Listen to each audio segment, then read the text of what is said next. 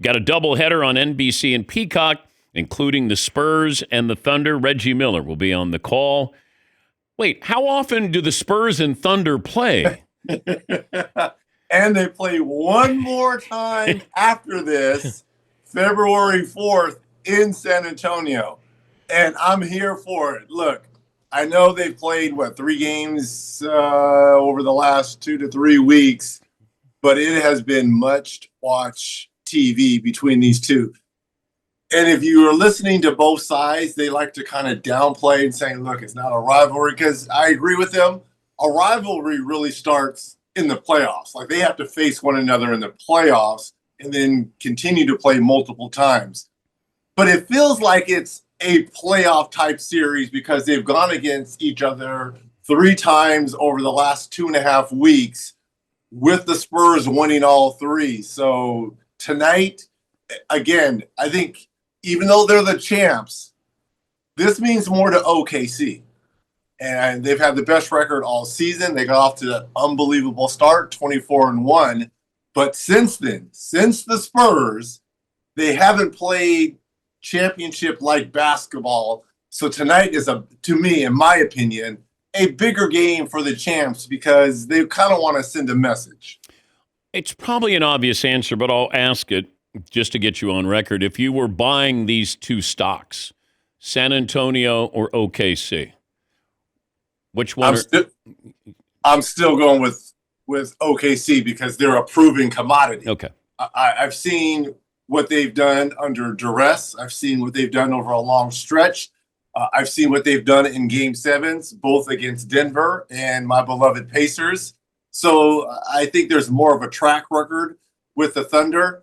As much as I love what the Spurs have done, it's unproven. And case in point, just their last time out on the road in Minnesota, you're up 18 plus, you're up 13 with about 3 to 4 minutes to go, and you lose the ball game. Those are games that you have to win. You should win.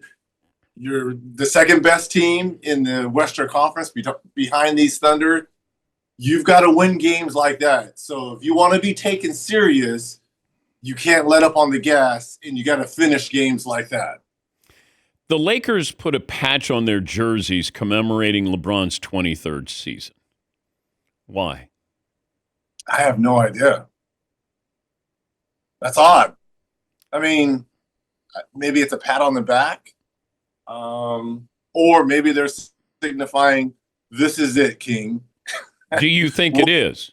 I don't think so. I don't. The way he plays, again, he's not the same LeBron that we've seen 4 years ago, 8 years ago, 10 years ago. I get that. But he is still a top 30 player, perhaps, and he can still help your team win. He's just not the unquestioned number 1, or maybe number 2 on that team if Austin Reeves is healthy. But I mean, that's a nice pat on the back by the Lakers to put a patch on their jersey. Why don't they put it on the back? Then it'll be a patch on the back. Okay. Todd, are you kidding me? I like that a lot. I was quietly applauding in my head. That was very clever. Reggie is a patch on the back. Yeah, it was just kind of like, okay, we're commemorating 23 years. But does he want to continue to play this way? Like, we always talk about, do you want to go out a certain way? Like Aaron Rodgers last night or Travis Kelce. How does LeBron want to go out? Look, I will say it like this. The greatest last game that I ever saw was Kobe Bryant's when he dropped, I believe it was 61 versus the Utah Jazz.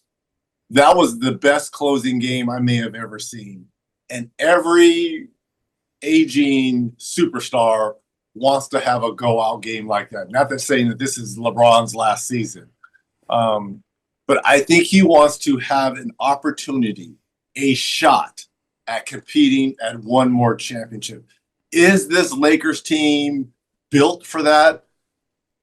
Time will tell us that. I think defensively, they're not quite there yet. And I think LeBron just wants another shot, another opportunity to play for that ring. But the way they're built is going to be very difficult in the Western Conference. Yeah, but the Lakers are terrible defensively. You called out Luka. If your best player can't play or doesn't want to play defense, that doesn't bode well. But I just can't. What he does off the court is almost as big as what he does on the court. And he has so many connections to the Hollywood arena. I just can't see him leaving the Lakers unless maybe one of his old teams come calling, like the Cavaliers, and saying, look, we have all this talent here. We just don't have a guy that knows how to assemble the locker room and get these guys to play the right way. Could I see LeBron going home to Cleveland with Donovan Mitchell, with Evan? I don't know. Possibly. But that wouldn't be a bad team to go back and try to win another championship with. Can you see LeBron, once the NBA does expansion, and if they put a team in Vegas, if you're the commissioner, do you kind of lean towards LeBron and an investment group that you would want to keep him in the NBA? I think so. Why not? And especially because he wants to be a part of it. I mean, we kind of saw that with Jordan in Charlotte, right? At one point, he was like half co-owner there, and then eventually bought out. I believe it was Bob Johnson. Was that the owner of BT? Yeah. Bought out Mr. Johnson to be the controlling interest of the Bobcats, Hornets, whatever you want to call them. I think the same could be said for LeBron. To have LeBron and his knowledge, think about this, 23 years. I mean, he's seen everything and how the game has changed. Why wouldn't you want to have his fingerprints on a team and building a team, bringing, especially to Vegas? Yeah, absolutely. If I'm the commissioner, but again, there will be a lot of bidders for that. The way that these sports teams and what they're going for, there'll be a lot of bidders. But I would love to have LeBron James still a part of this game after he retires. Talking to Reggie Miller, the Hall of Famer. He's got the Spurs and OKC tonight at 8 Eastern on NBC and Peacock. James Harden is now the 9th leading scorer in the history of the NBA. Wow. But I don't know how we're going to remember him. And what I brought up is he did change the game with the step-back jumper. That everybody said he's traveling, and now everybody does it, and it's apparently not traveling. What should we... It is traveling. They just get away with it. Okay. Now. Okay. Fair. The commissioner told me that it was not traveling, so I was taking, just like they're not carrying the basketball either. But I'm going to remember James Harden probably more for the step-back jumper than I am anything else, and I don't know if I'm being fair to him. Look, that's a ton of points. Congratulations. If you are in the top 10, if you are in the top 25 of scoring in the NBA, that's an unbelievable and hell of a career. But top 10, we are talking about rooms and levels that only certain people get to.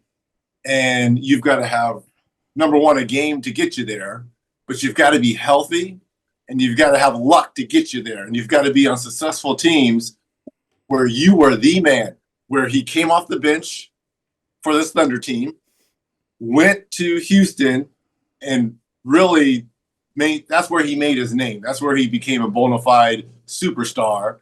And then he's had trips elsewhere to Brooklyn and to Philadelphia, and now he's back home in Los Angeles. Shaq was known for power and brute force and all those points of being dominating. I think I'll remember James Harden. Number one, the step back is great. I think a lot of people will probably head roll because his playoff record is not great. And people will say he kind of shrank when the lights got the brightest. But he still has chapters to write. And that's the beauty of this game, is that he's not finished yet. And the way the Clippers are starting to rebound now, remember they got off to that 6-21 start, and now Kawhi and James Harden and Zubats, they're starting to figure it out and make a push and can be one of those scary teams at the bottom of that Western Conference. Okay. They would be a hard out. I'm not saying they can win, but that's a hard out to go against Kawhi and James Harden.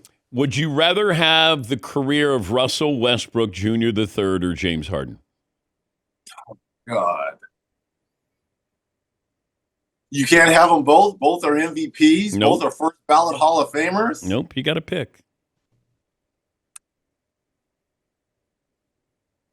God, how do you pick that?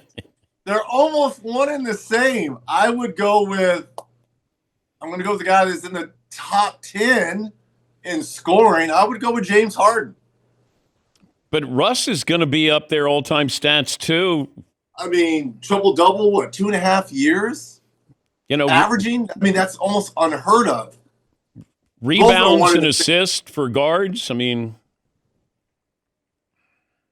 Look, you can't go wrong. Who would you want as your teammate? The way I play? You don't want Harden. The way I play? I would probably go with Russ as my teammate. Yes. What about... Because you're not going to find very many guards that do what Russ does, the sacrifice he makes on his body.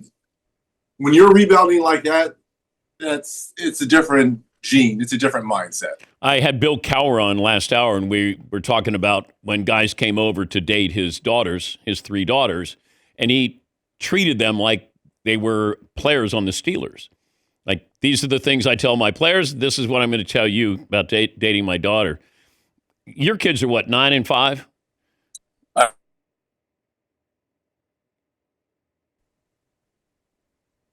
Now, you got a little bit of time before you have... I got a lot of time, but you're scaring me with what's coming, getting ready to come out your mouth, because I am not ready for it. And I know you've got a house full of beautiful young ladies as well. And I already told my wife 2 things. Have the lawyer's number on speed dial, and I'm not playing. I'm serious about this. I'm just not playing when it comes to my girls. And nothing will ever be good enough for them. That's just how I feel. And any misstep, Dad is stepping in. And if you like it, I'm not playing with it. I'm not. Have the lawyer's number on speed dial. You'll be better as they get older. Trust. I was right there with you, and then all of a sudden you trust them, you raise them right, and you want them to make the right decisions. That's the biggest thing. But it's tough. I hope I'm laying a great foundation for them to see how I interact with Mom and how we treat one another. That's key. That's big. But also, too, in today's age of all these damn documentaries and scary, it's just the world is too volatile for me to handle right now. And I'm just telling you, Theodore, for all you young boys, don't come half-stepping, because I am not playing. I'm not playing. I've lived a great life. I'm sick. I don't care about going into the pokey. I don't care. You're going to do time. Care. You're willing to do time. I'm willing to do time. I don't care. Oh, you'll be soft. And brothers that are willing to do the same. I got you 26th on the all-time scoring list. I'm just outside. I know. You're not going to stay there, though. Is there any way I can come back? Well, how many points am I behind 25? Marvin, would you check? How many points am I behind 25? If it's a year's worth. No. So you're pretty close to Alex English. You're at 25,279. Alex English is at 25,613. That is that's like 35 games? Yes, Marvin. That's a night at the Garden for Reggie. Whoa! It'd be a great story if you came out of retirement. Not happening. Hey, but I saw you talking earlier about Aaron Rodgers, and I hope this isn't it. you're talking about LeBron and the patch Yeah. on the back, whatever.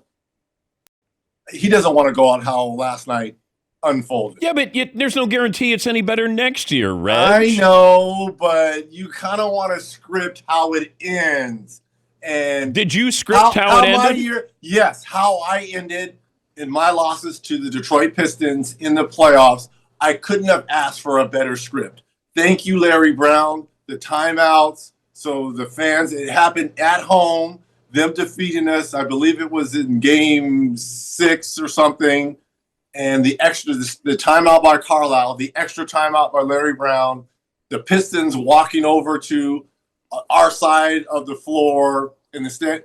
Yes, it was unscripted, but it was scripted well. That's how I went out. I made the playoffs. I gave everything I got. Last night was not Aaron Rodgers' best because we've seen him at the very high of his game. And I just hope this isn't it. But did you have to retire? I didn't have to retire. But why? The game was changing. It was getting younger. And again, I retired when I was 39. Aaron Rodgers is 41. And some of those hits he was taking, I felt it watching the game from the steakhouse. I was like, you feel that when the older you get, every bumps and bruise you feel. And every day trying to get up and go to practice and training camp, it just takes a toll on your body the older you get. So that's why I applaud James Harden, LeBron, Russell, these guys, Stephen Curry. These guys are getting long in the tooth. And trust me when I tell you this, they feel it. You feel it. It'll be a knock, knock, knock. Hello, Mr. Miller. Is your daughter here? And they're going to be so nice, and they're going to be polite. They're going to say all the things that they think you want to hear. Yep. That's why I've been blessed to have done this game and saved some money. That's what PIs are for. Trust me, they will have eyes on them. I don't play. I don't play when it comes to my girls. And the good thing that I had a boy first, and I've told him, don't be a punk. You better protect these girls because if you don't protect the girls, you and I are going to have a problem. But Cheryl protected you, didn't That's right. That's how it should be. Family protects family. And our 2 older brothers protected Cheryl. Yeah. See the trickle-down effect we have? Yet another Spurs Thunder game tonight with Reg, Noah Eagle. Have fun tonight. Good to talk to you, buddy. It's going to be a good one. It's going to be hot. That'll be tonight. It'll be OKC. That's at 8 Eastern on NBC and Peacock. We'll take a break. Last call for phone calls. What we learned, what's in store tomorrow, and this day in sports history right after this.